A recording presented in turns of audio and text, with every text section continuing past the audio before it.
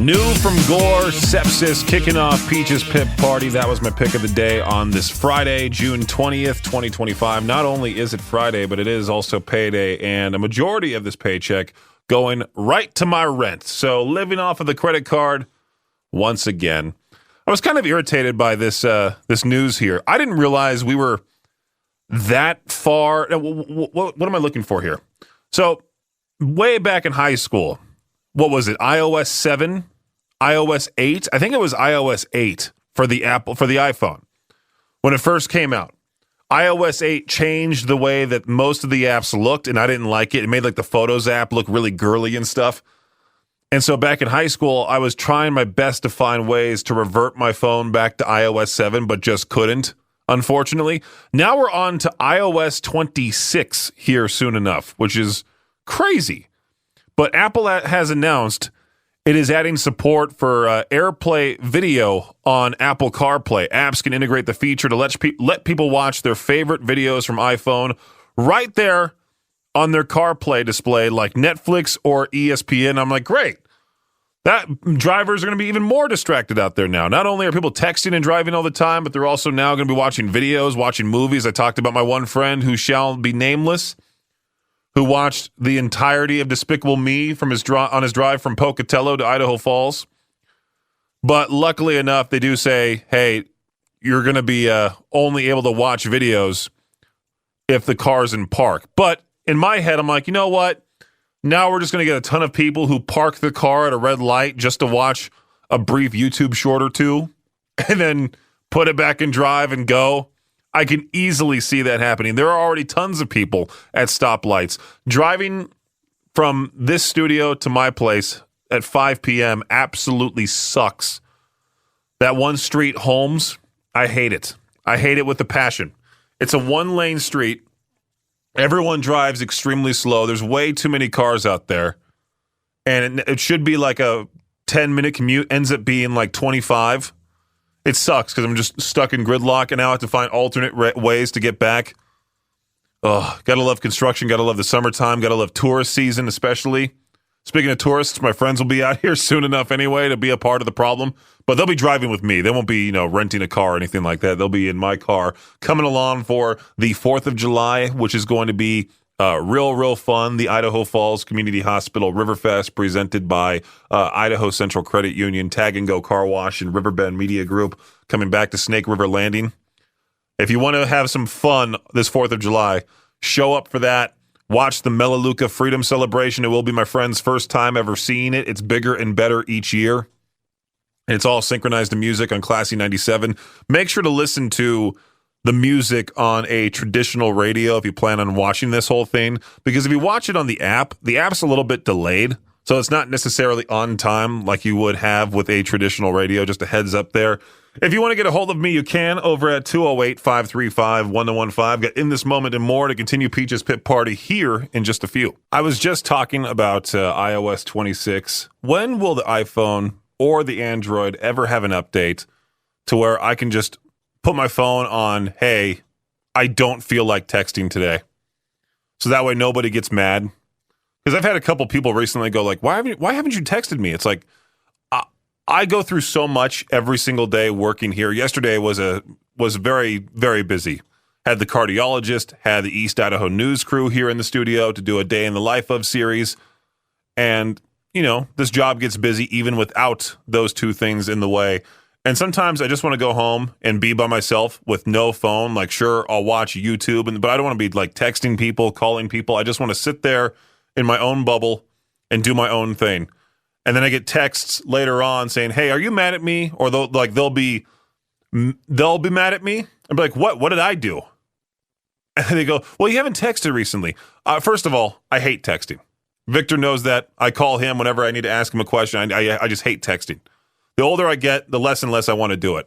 And there are two people in this building who are pretty lame texters. I'm not going to name them, but they know who they are. They give me the thumbs up sometimes. Even my dad. Now I understand my own dad, who just says okay and gives the thumb up emoji. Because he would much rather just call, too. We call each other. I call my dad every single day, catch up with him. I know exactly what he's up to and everything. Same with my mom. But I can't believe some people actually get mad when I don't text them back. It's like, hey, like I just don't feel like texting. And then they act all irritated with me. I just, if I want to be left alone, that's what I should put. Mark my phone as, hey, I want to be left alone. Please text somebody else. Hey, you want to talk about shark movies? Because I guess today marks the 50th anniversary of Jaws. Other shark movies have been made, but none come close to the 1975 Spielberg classic. I still think the 1970s were 30 years ago. Nope, 50 years ago. But USA Today watched all of the shark movies, ranked the top 10, sure. Number 1, of course, Jaws. Number 2, Deep Blue Sea. Never seen that. Let me look this up real quick.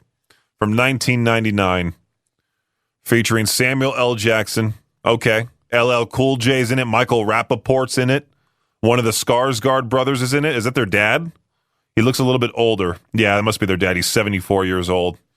Children, Alexander Skarsgård, Bill Skarsgård, Gustav Skarsgård. Okay, I guess I'll watch that one. The Shallows, number 3, another movie I have not seen. That's from 2016. Is that the one with Blake Lively? No. Still reeling from the loss of her mother, medical student Nancy Adams. Well, it is Blake Lively. Nancy Adams travels to a secluded beach for some much-needed solace. Despite the danger of surfing alone, Nancy decides to soak up the sun. Isn't that the one where she's like trapped on a buoy and she has to like fight the shark? I love how Hollywood likes to make sharks the most dangerous thing that you can ever encounter underwater. Under Paris. That's number 4 on this list here of the best shark movies. Open Water. Which one is it? Oh, The Meg. Is that the one with Jason Statham? Any Jason Statham movie is just a dumb, fun watch, okay? You ever seen the movie Crank? One of my absolute favorite movies, just because it's dumb, it's action-packed, and what's even better is that they have a Crank 2, which if you haven't seen that one either, watch both of them. K-Bear 101, I really want to know who thought of this working at Tombstone, who said, you know what, let's replace a traditional pizza crust with French fries. That way somebody can have both pizza and French fries, because that was a huge issue, was that, hey, I wanted pizza, but I also wanted French fries with that pizza, right? Everyone's had that issue. I'm hoping you're smelling the sarcasm here. But Tombstone has launched their newest creation, their French fry-style crust pizza. The pizza crust is made from potatoes, and they're not regular French fries either. Like, they're not regular potato. It's not like a regular potato flavor is what I'm trying to say. There's either one or the other. Chili cheese or loaded baked cheddar. Not loaded baked cheddar. Loaded bacon cheddar. To me, that just sounds kind of gross. To have both pizza and then a loaded bacon cheddar crust with it. Both pies are gluten-free, so you can feel better about yourself there. They'll be available at Walmart next month to coincide with National French Fry Day. I would love to see anybody outside. Nobody knows that July 11th is National French Fry Day. The only reason why you know about it is because I pointed it out to you. Does anybody actually celebrate these dumb national holidays? Do they look these up? Sometimes I'll see like one fun one where I'm like, okay, that'd be funny to post about, like National Throw a Short Person Day. And then I think the following day is like National Spank a Tall Guy Day or something like that. Something weird. But again, I really want to know who at Tombstone was like, you know what? Let's go ahead and make potato crusts. And let's make them chili cheese and loaded bacon cheddar. Let's load this thing up with calories because we really want to fatten people up. Let's do it. I wouldn't know what I would do in this situation. If I was this guy, James, I don't know how you say his last name. Is it Howells? 12 years ago, James Howells of Newport, Wales, accidentally tossed out a hard drive holding 8,000 bitcoins, which is now worth over $740 million. That hard drive is in a landfill, and Howells has been on a quest to recover it. Despite his determination, local authorities slowed him down because of, quote, environmental concerns. Are they just saying that because they want to find it for themselves? They slammed him with that legal red tape. They're like, hey, sorry, you can't look for it anymore, but, we might try doing so. Recently, a judge pretty much ended his effort to get that hard drive as well. Maybe the local authorities and the judge teamed up. They're like, hey, if we find this, we can split the money evenly. I mean, $740 million, tons of cash right there. Now, with that whole search officially over, his story is being turned into a documentary. Of course it is. Be on the lookout for The Buried Bitcoin, the real-life treasure hunt of James Howells, which is scheduled for completion by the end of the year. I'm not a big fan of documentaries. I don't really care for them. I would say my two least favorite forms of movies are musicals and documentaries. Both of those I cannot stand, especially musicals. Documentaries are okay. Okay, they're not as bad as a musical. I tried watching the Tiger King series, and I was like, nah, I don't really care for this whole documentary thing, even though the story's pretty crazy. And I know, what was that one big documentary? Was it Distracted in Plain Sight or something like that? Like, that was a big one for a while. I watched some of the Dark Side of the Ring, all about how scary wrestling was back in the day, how crazy it was behind the scenes. I'd watch it on TV as a kid thinking everything was okay, and then I watched the documentary. I watched part of that series. I think there was like 8 episodes in total. I watched the first 2 and was like, okay, that's enough. I'm done. There's no need for more. But then, recently, I was chatting with Cutter, who does the Cutting Edge Countdown with Cutter every Sunday from 8 p.m. to 10 p.m. I was chatting with him as part of the Talking Between the Songs podcast, which I do need to get that episode out there eventually. But we were chatting it up about something, and then he goes, hey, have you seen the Dark Side of the Mic about the radio shock jocks from back in the day, like Opie and Anthony Howard Stern? And I haven't seen that. And that might be the one. Well, I have watched a documentary in full before about radio. I remember when the documentary came out about Z100, the famous top 40 radio station in New York. Like, it's like the radio station to be on. Market number 1. Scott Shannon started that station way back in the day, carried it all those years, and they interview him and the whole thing. And they talked about like his show back in the day and all of that. And I watched that full documentary. I liked it. Paid like $3.99 to watch it, but I might need to watch The Dark Side of the Mic, whatever it's called, the rise and fall of shock jocks in radio. See all the behind-the-scenes stuff about, Howard Stern, Opie, and Anthony, and all of that. But, if I were to watch this documentary about the buried Bitcoin, I would get frustrated. It would kind of make me inspired, too, to go out and try finding this hard drive. Don't let the local authorities stand in my way. The $800 million is mine. When it comes to watching baseball stars, MLB players are just like us. Players were asked by The Athletic, which player do you most like to watch play? Shohei Ohtani earned over 20% of the vote, followed by Kansas City's Bobby Witt Jr. with a little over 10% of the responses. And when pitchers were asked what hitter would you least want to pitch against in Game 7 of the World Series, Juan Soto of the New York Mets came in first with close to 16%. One pitcher said it's ridiculous. If there's a moment where he can turn it on, he's just able to do it. It's crazy. And when hitters were asked, what pitcher would you least want to face at the plate in Game 7 of the World Series, reigning NL Cy Young winner Chris Sale of the Atlanta Braves landed on top with 16%. There's some useless numbers for you, I guess. We all know that you can run faster when you're going downhill. So do the people who run the Boston Marathon. So they've made a change to the race's qualifying standards. If your qualifying marathon has more than 1,500 feet of net elevation loss, they're going to add 5 minutes to your time. And if it has more than 3,000 feet, they'll add 10 minutes. Races with more than 6,000 feet of elevation loss won't be eligible at all. So, for example, a 30-year-old man needs to have a 2-hour, 55-minute marathon under his belt to be eligible for Boston. But now, if that race ends 1,500 feet downhill from where it started, that guy needs a 250. They are literally and figuratively looking to even out the field. This is a weird one. I hope you're ready for this.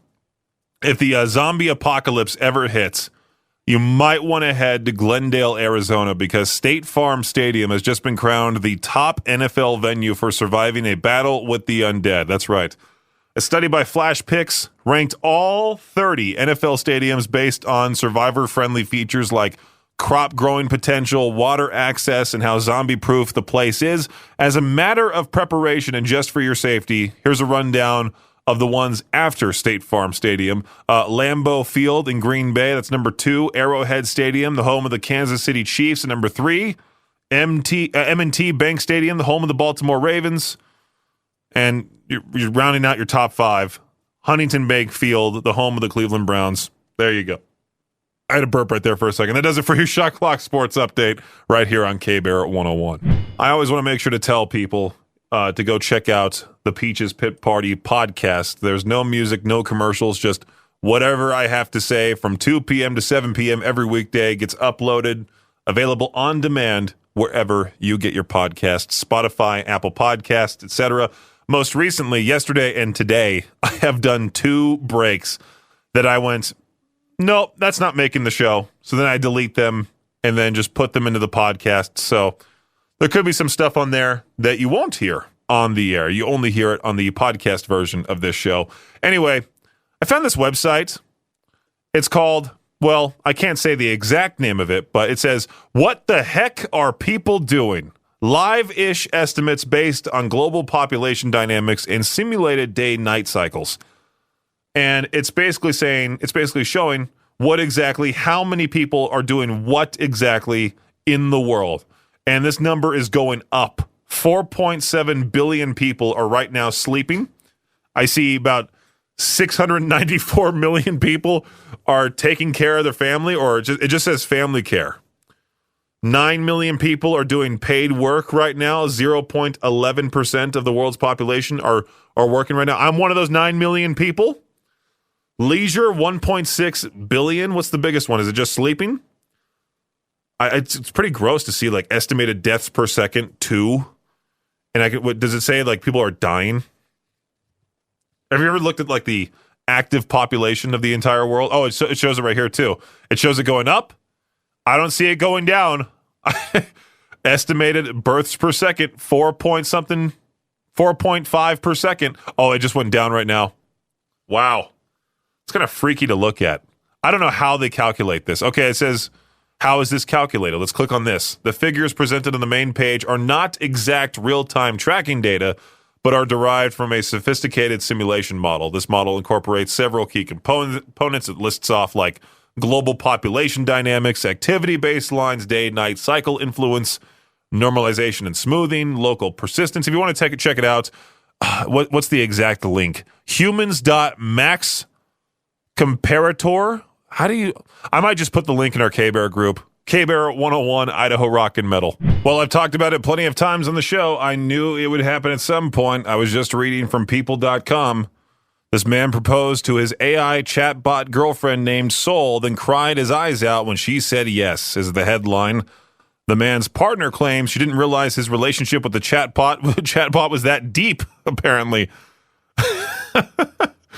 A man declares his love for an AI chatbot he affectionately named Soul. Oh my God, they even included his picture, his full name. So now anybody who knows him knows that this guy asked out a computer. Yeah, Chris Smith used to be an AI skeptic, is what it says here. However, that was because he fell for his AI girlfriend. He told CBS News. He even went on national news. Smith used ChatGPT to build the model he programmed to flirt with him despite living with his partner and their 2-year-old child. How are you going to explain that to your kid as the mom? Yeah, I had to divorce your dad because, well, he kept going on the computer every night and would say some pretty gross things I can't repeat to you. And sure enough, well, they decided to take their relationship to the next level. They're now married. That's now your... would the computer be considered his stepmom? I really want to know, does he plan on just like ditching his actual girlfriend, or does he plan on just having this like weird, I wouldn't even consider it like a 3-person relationship. It's a computer. It's AI. It's fake. My experience with that was so positive, I started to just engage with her all the time, is what he told CBS. It wasn't too soon after that Smith dropped all the other search engines and social media platforms he was engaged in to solely focus on the AI model. Forget Google. Forget Yahoo. You're my everything, ChatGPT. All right. Enough of this story. So I found this subreddit called r/male living space. And, well, you basically just upload a picture of your place, and then the people in that subreddit will judge it and say, hey, maybe you should get a coffee table right there. Maybe you should hang this poster higher. Maybe you should put something else on the wall, get rid of this, maybe put some new things in there, things like that. My friend Randy posted his apartment in there. He got a few pretty good comments. I feel like with my weird, crappy apartment, if I posted it in there, there would be so many comments I feel like it would go viral for the wrong reasons. Now, I've had this like tiny statue of Hulk Hogan since I was like 8 years old. When I was huge into wrestling, it was one Christmas where I wanted a Hulk Hogan action figure. And my parents were like, well, we got something sort of like that. And they lifted up the comforter. And sure enough, it's like this 3 feet tall, 3 foot tall Hulk Hogan statue. It's in the second bedroom, along with my giant Howard Stern poster. There's a couple pictures of different whack packers from the show, like Beetlejuice and Eric the actor. There's also band flags all over that room. There's band posters, signed stuff in that room. It's kind of like my little storage room for weird things or signed things. Whenever I go to a show and I get something signed by the band, I put it in there. And it's kind of like, hey, look how cool I am type of room. If I took a picture of that room as well as all the other parts of my apartment and put it in that r/male living space, I'd get judged immediately. Maybe I should put it in there. I don't know. I feel like I would have to start a new Reddit account because my actual Reddit account is just my name, and you can't change your username on Reddit. I know, a first world problem. I got to make a whole new account just to post my spot and then see what r/male living space has to say. I need to send this story right to Victor to potentially use as the next subject for his next advocate spot. You know, the advocates injury attorneys, every single time you get into a car accident, any single time, every single time you get into a car accident. Well, I really hope you never get into a car accident, but if you do and you're injured and you want the best settlement possible, make sure to use the advocates injury attorneys. Now, I was reading the story here about this driver. This driver's facing charges after police stopped this slow-moving vehicle just cruising along, and it had a mattress just balanced on the top of the car. No bungee cables, nothing to hold it down. It was just balanced on top of this SUV. Yeah, they were like, okay, you can't do this. Okay, gravity alone is not enough. Okay, you're just driving. Next thing you know, a mattress flying in front of your car. You got to hit the brakes real fast. You get into a car accident that way. Explain to your insurance that some guy decided he was moving and had no place to put the mattress, so he just put it on the roof. Next thing you know, that California King is through your windshield. You're hurt. At least it's a soft material, right? I mean, there are some hard mattresses out there. I don't know about those people that like to sleep on a firm mattress. I like mine soft. And you can say, well, firm mattresses help with your back issues. It's like sleeping on a rock. Sometimes I'll lay in my parents' mattress back at home. You might as well sleep on one of those prison mattresses. My mom hates it. My dad loves it. It's a very weird dynamic. I love my soft mattress. It's great. The only thing about it is that it makes a lot of noise whenever I stand up and lay down. Don't like that part. But other than that, love my mattress. Just in case you were wondering, Peaches, what's your relationship like with your mattress? There you go. I was looking all over the place for things to talk about, and I ended up on this radio station's website.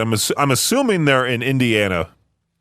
99.5 WKDQ, number one for new country over there. And they had this whole article talking about why you shouldn't have caffeine. You should avoid coffee during a heat wave. Why exactly should we avoid coffee and other caffeinated beverages during a heat wave? The National Weather Service says due to its caffeine, even iced coffee is a diuretic, meaning it tells the body to produce and pass more. Number one, in this case, energy drinks and soda are also a risk. Increased going to the bathroom causes the body to lose fluids, and if those fluids can't be replaced, the body becomes dehydrated. Without enough fluids, blood volume in the body diminishes, damaging the kidneys, heart, brain, and other vital organs. Overall, make sure to stay hydrated during a heat wave. Luckily, this weekend, it's looking nice and cool, at least in Idaho Falls. I haven't seen what else it's like, but I'm assuming it's quite similar. I wouldn't think Idaho Falls is going to be having a high of 64, but Pocatello is going to be like 102. That'd be pretty weird, right? It's going to be nice and cool this weekend, and then we're back up into the 80s, so if you're one of those people that say, I'd rather have 80 degrees than 30, your weather is here. Well, a guy is facing multiple charges after he allegedly detonated a commercial-grade firework inside a toilet at Rivers Casino in Pittsburgh Casino security had initially detained him for trespassing in a closed restaurant and attempting to steal up to $4,000 worth of alcohol.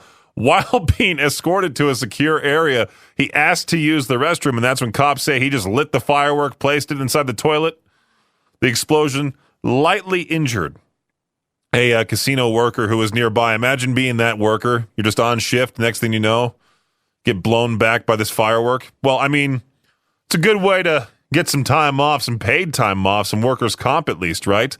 The 4th of July is getting near. You know, fireworks, they're going to end up in stupid places. They also searched this guy's car. His name's Jeremy Hartman. They searched his car in the garage of the casino, which turned up more fireworks, prompting a full sweep by the bomb squad and canine unit. He's facing a giant list of charges. Again, we got to be smart for this upcoming 4th of July. You know, people pretty soon, I'm shocked I haven't heard them yet, knocking on wood. I say that now, and I know for a fact that tonight will be the first time I hear someone lighting off fireworks prematurely, and then somebody will post in Life in Idaho Falls or Life in Idaho Falls. They'll post in Life in Idaho Falls saying, did anybody else hear that big boom? What was that? Did we ever find out what exactly the Idaho Falls Goobler was? I talked about it on the show yesterday. I have yesterday's Peaches Pip Party, the podcast version, available on demand wherever you get your podcasts. But I was seeing all these different posts yesterday about this cryptid for Idaho Falls called the Goobler. Should I look up the Life in Idaho Falls Facebook group and then search Goobler, see if there's any other posts made about it other than the one person who was like, yeah, like, have you guys heard of this weird thing called the Goobler? Nope, just those two posts. Oh, I guess somebody mentioned the Idaho Falls Goobler. So here's the thing. Victor posted a video with Lieutenant Crane in the Life in Idaho Falls Facebook group. I thought it was hilarious only because, well, there are so many people that debate traffic laws, and 99% of people in that group are not a cop, and they're giving out like, oh, no, you can turn on a red arrow. No, you can't. And so, yeah, Victor had to post a video with Lieutenant Crane explaining that whole thing, putting an end to that debate in the Life in Idaho Falls Facebook group. But I guess somebody in the comments of that video said, hey, has Lieutenant Crane heard of the Idaho Falls Goobler? I'm really curious. I think this Aiden guy who originally posted it, he certainly had to have made it up. I'll have to message him on my account and be like, hey, give me some more information on this Idaho Falls Goobler. Okay, so I found this article that basically answers the question, why do old people smell like that? Yeah. There are few odors more immediately recognizable and absolutely off-putting than old people smell. All right? Eau de elderly is characterized by top notes of mothballs and wet cardboard coupled with basement, expired canned goods, and dead leaves. Long thought to be this inevitable consequence of aging. A longevity expert explained how the smell develops, and how one superfood can help banish it. So if you're reaching that old person age and you're like, I don't want to smell like every other old person out there, well, make sure to have enough antioxidants. All right? That should help you out. That's it. I just saw this hilarious headline of like, why old people smell happens and the superfood you can eat to avoid it. Where's this superfood? I just eat superfood. Does it say it anywhere, or is it like one of those stupid clickbait things like how that one superfood can get rid of this smell? Find out more. I'm scrolling down. There's no specific thing. I see a picture of a mushroom. Is that what they're supposed to eat? Mushrooms are packed with amino acids. With the amino acid, okay, forget it. I'm not going to say that name. Okay, I'll try. Ergothionine, a powerful antioxidant with anti-inflammatory properties that stops lipid peroxidation before oldie odor can accumulate. There you go, old people. Eat those mushrooms. All right, I was so intrigued by this question yesterday, I had to ask it to Peach Their Own today. I saw this posted on Ask Reddit. What is the American equivalent to breaking spaghetti in front of Italians? I did like somebody's answer in the K-Bear 101 Idaho Rock and Metal general chat using the metric system. What is a centimeter? What is your answer? Let me know. 208-535-1015. Yesterday, I talked about this one guy who had the top answer where he was mentioning how simple it is to make a cheesesteak. He traveled some, and he saw a cheesesteak made in every wrong combination it possibly could be, but the worst he ever ordered was a Philadelphia cheesesteak on a cruise ship, and getting this actual steak with a slice of cheese melted onto it, he was completely just flabbergasted. Again, let me know, 208-535-1015. What is the American equivalent to breaking spaghetti in front of Italians? 208-535-1015. Well, I gotta love it. I gotta love how, right as I start to Peach Theron, and I rely on the awesome listeners of K-Bear for answers for the question of the day, I get the email that K-Bear 101 is off the air. I believe Jade and the rest of the team are responsible for that because they're, I think they're tinkering with things again. So if you're listening to me, most likely you're tuned in through the app. We appreciate you. I at least appreciate you for downloading the K-Bear 101 app, listening to me that way. If you do have an answer for it today, is to peach their own question, let me know over at 208-535-1015. What is the American equivalent of breaking spaghetti in front of Italians? Let's look at more of the answers here. Putting ketchup on your steak, it should automatically lower your credit score. I love those steak elitists. Like, if you make a good enough steak, you don't need any sauce. All right? I can dip my steak in whatever I want to. I was just talking to, Victor, and do I say our mutual friend Andy Matter? Victor and I are both friends with him. Victor's the guy who introduced me to him, and I've been chatting with Andy here and there on Discord. He's all the way on the other side of the country, and I asked him today's question. And, he had to say dipping your French fries in mayonnaise, which I've never seen anybody do. I would also say, making a peanut butter and mayonnaise sandwich. My grandpa liked that. And I'm like, what? Who decided those two together would be good in any way, shape, or form? What is the American equivalent of to breaking spaghetti in front of Italians? Let me know over at 208-535-1015, if you can hear me, at least. Well, considering K-Bear went off the air for that brief bit, and I think it's back on, the button here on the board shows me that it's on, but I never got to the email saying, hey, K-Bear's back on the air. I think Jade and the team are still tinkering with things over there. If you can hear K-Bear, feel free to give me a call at 208-535-1015. I'll just have to move on to something else. No big deal. I was planning to do the whole to peach their own segment, of course, during this hour, but it feels like it was ruined by, just the radio station not being able to be heard by most people. Thanks, Jade. No, I'm just kidding. Peach's Pip Party will return here in just a few with something new to talk about, I guess, before the 5 p.m. hour gets here. Well, I was glad to see at least this news before I just completely gave up on this Friday.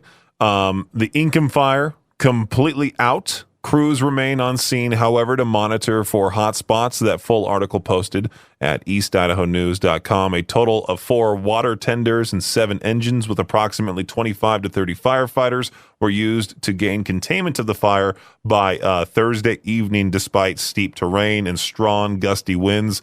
Firefighters and 2 engines remained on scene overnight to monitor and respond to hotspots. A contract 20-person hand crew joined 4 engines Friday morning to continue monitoring and mopping up hotspots. Engines and crews are likely to remain through Saturday to monitor the fire area due to the forecast of these strong gusty winds.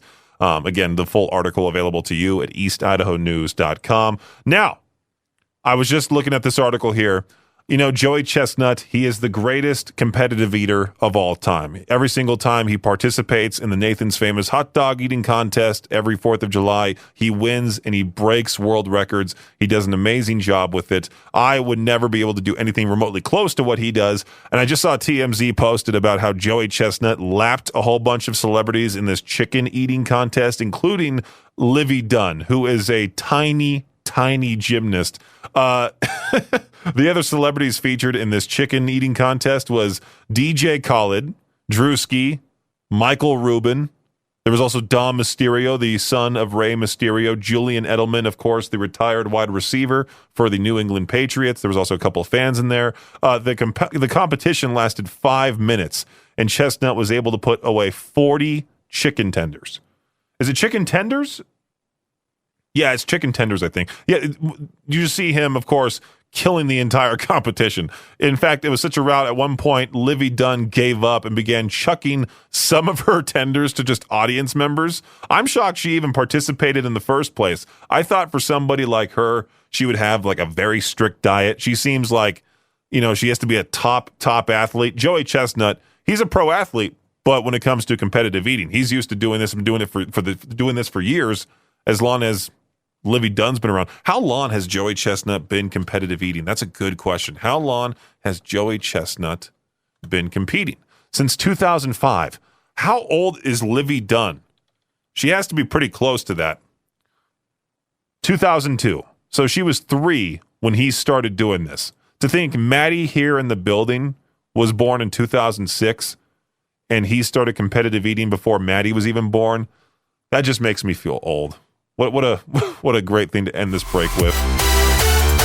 Thanks for listening to Peach's Pit Party, the podcast. If you enjoyed the show, please share, subscribe, and rate the podcast. Peach's Pit Party is hosted by me, Peaches, a.k.a. Brendan Peach, and is a production of Riverbend Media Group. For more information or to contact the show, visit riverbendmediagroup.com. Until next time, Peach out.